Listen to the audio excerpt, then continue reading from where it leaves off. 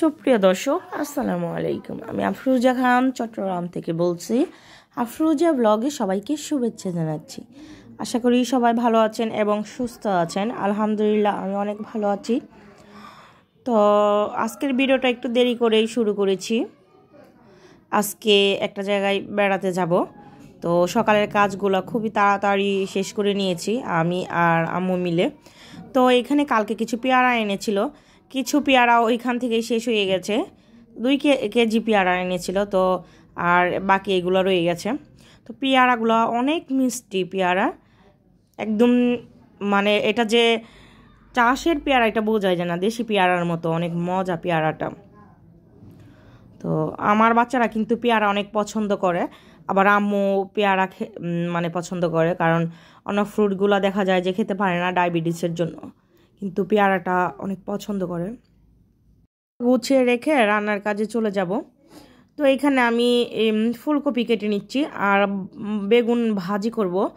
তো আমার ছেলে বেগুন কাটতে আসছি, ও বেগুনের ইটা ধরে নাড়াচাড়া করতেছে আর কি, ও খেলতেছে বেগুন দিয়ে। ও ভাবছে এটা পেয়ারা, কারণ পেয়ারা দিলে দেখা যায় যে ও ওইটা নিয়ে খায়, কামড়িয়ে কামড়িয়ে ফেলে। তো এখানে কিন্তু ফুলকপি কিন্তু রান্না হয়ে গেছে, ইলিশ মাছ দিয়ে রান্না করেছি।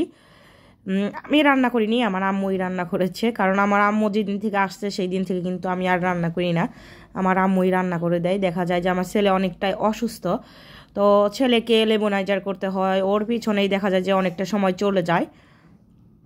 তো আর আমি রান্না করতে পারি না, আমার আম্মুই করে। আর ওর আব্বু এখন অনেক ব্যস্ত, ও একদমই সময় দিতে পারতেছে না। তো আমার আম্মু রান্না করে চলে গেছে, আমি বসে বসে বেগুনগুলা ভাজতেছিলাম। তো বেগুনগুলা মশলা দিয়ে আমার আম্মুই মেখে দিয়েছে, আর আমি শুধু ভেজে নিচ্ছি। তো রান্নার কাজ শেষ, এখন আর কি ফ্রেশ হয়ে আর কি দুপুরে খাবার খাবো খুবই তাড়াতাড়ি।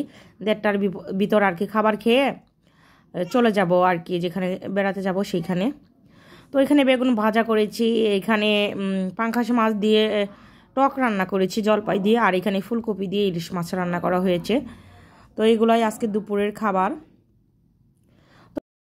তো এই তো দুপুরের খাবার শেষ করে আমরা 1:30টার ভিতর আর কি বেরিয়ে যাচ্ছি, যেখানে যাব ওইখানে আর কি যেতে সময় লাগবে, আবার চলে আসতে হবে। তো গাড়ি একেবারে ঠিক করে নিয়েছে, যা আপ ডাউন, তো নিয়ে যাবে আবার নিয়ে আসবে, তার জন্যই আর কি গাড়িটা ঠিক করা হয়েছে।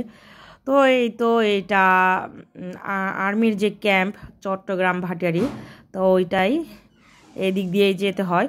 আর আমরা যে রাস্তা দিয়ে যাব, দুই পাশে পাহাড় আর মাঝখানে রাস্তা, খুবই সুন্দর একটা জায়গা। তো তারপর এদিক দিয়ে গেলে কোনো যানজট নেই, খুবই সুন্দর একটা আর কি পরিবেশ, প্রাকৃতিক পরিবেশ, কোনো যানজট নেই, কোনো ঝামেলা নেই।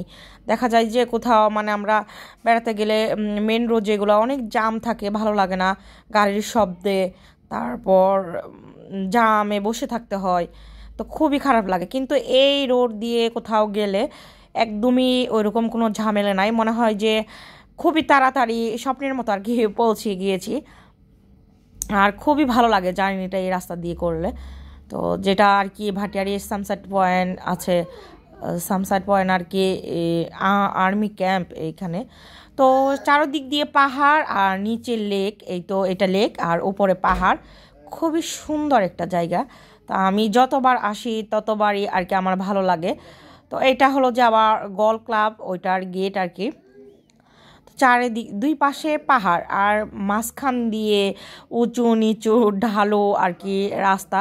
এই রাস্তাটা দিয়ে কিন্তু খাগড়াছড়ি রাঙামাটি ওইদিকে যায় আর কি মানুষ, এদিক দিয়েও যাওয়া যায়, আবার অন্য দিক দিয়েও যাওয়া যায়, শহরের যে রাস্তাটা ওদিক দিয়েও যাওয়া যায়। তো এদিক দিয়ে বেশি সুন্দর আর কি, বেশি ভালো লাগে।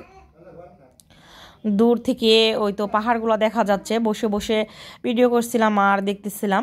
তো এই পাহাড়ের মধ্যে অনেক কিছু কিন্তু চাষ করে, আম গাছ, তারপর এখানে কলা বাগান করে, যে বাংলা কলাটা যে আমরা কিনে খাই ওই কলা বাগানগুলোই ওই তো দেখা যাচ্ছে পাহাড়ের মধ্যে আর কি, বা কলা চাষ করে, কিন্তু কে করে সেটা জানি না।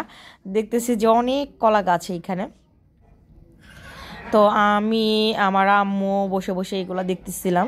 তো দুপুরে ভাবছিলাম যে গাড়িতে বসে বসে ঘুম আসবো, যেহেতু সকালবেলা ওঠা হয়েছে, তাড়াতাড়ি কাজ শেষ করে রান্না বান্না শেষ করে তারপর আর কি আমরা এখানে যাচ্ছি।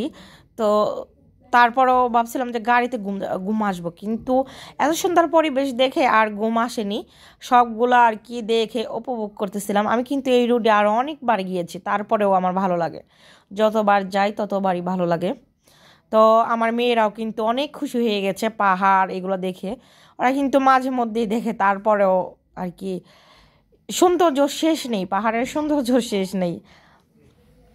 সবুজ ঘাস, আমার আম্মু বসে বসে বলতেছিল যে এই পাহাড়ের কত সুন্দর ঘাস হয়েছে এইখানে, যারা গরু পালন করে তাদের কিন্তু অনেক সুবিধা, ঘাস খেতে পারে অনেক সুন্দরভাবে আর কি, গরুগুলা বড় হবে খাবার টাবার খেয়ে, আমার আম্মু বলতেছে বসে বসে বলতেছিল। তো গল্প করতে করতে আর কি আমরা জার্নিটা শেষ করেছি। তো আমাদের গন্তব্য স্থানে আমরা চলে এসেছি, আমরা এখানে মাইজভান্ডার শরীফ এসেছি তো আমার আম্মুকে নিয়ে। তো কত সুন্দর একটা মাজার, অনেক খুবই ভালো লাগে। আর যারা মাজার পছন্দ না করেন তারা কিন্তু ভিডিওটা স্কিপ করতে পারেন। তো আমরা এইখানে মাইজভান্ডার শরীফে জিয়ারত করতে এসেছি।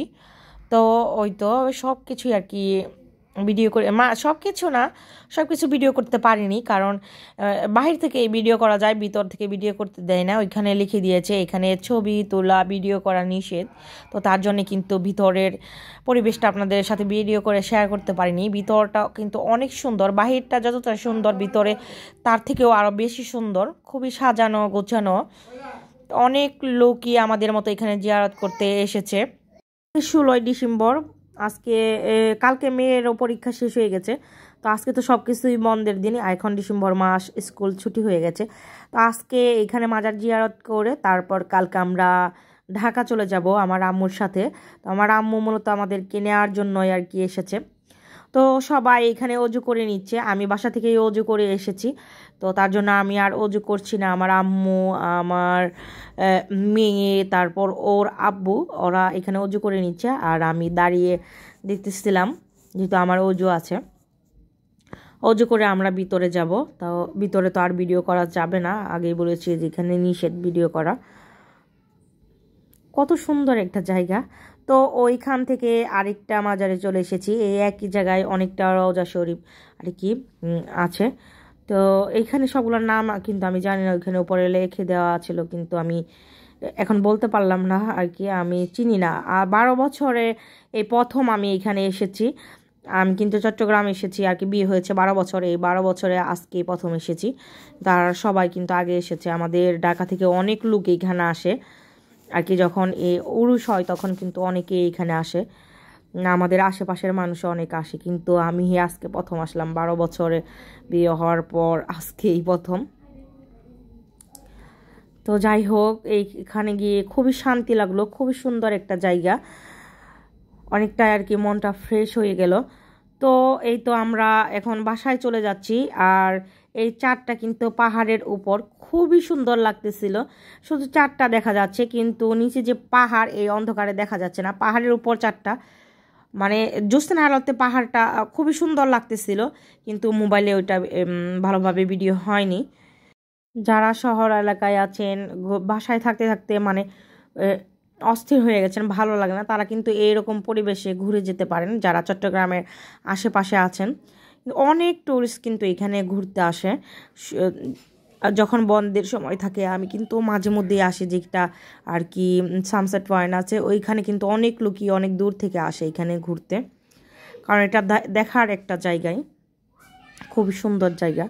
যত বলবো তত মানে শেষ হবে না, এটার সৌন্দর্য বলা শেষ হবে না, এত সুন্দর জায়গা। তো খুবই আজকে ভালো লাগলো জার্নিটা করে, কিন্তু রাত হয়ে গেছে অনেক। তো এই যাওয়ার সময় যে আমরা আর্মি ক্যাম্পটা দেখিয়েছি, ওইটা আবার এত কত সুন্দর করে রাত্রেবেলা সাজিয়েছে, কারণ আজকে 16ই ডিসেম্বর, তার জন্যই। তো আজকের ভিডিওটা এ পর্যন্তই, সবাই ভালো থাকবেন, সুস্থ থাকবেন। আর আমার ভিডিওটি যদি ভালো লাগে প্লিজ আমার ভিডিওটিতে একটা লাইক দিয়ে দিবেন, আর আমার চ্যানেলটাকে সাবস্ক্রাইব করে দিবেন। আল্লাহ হাফেজ।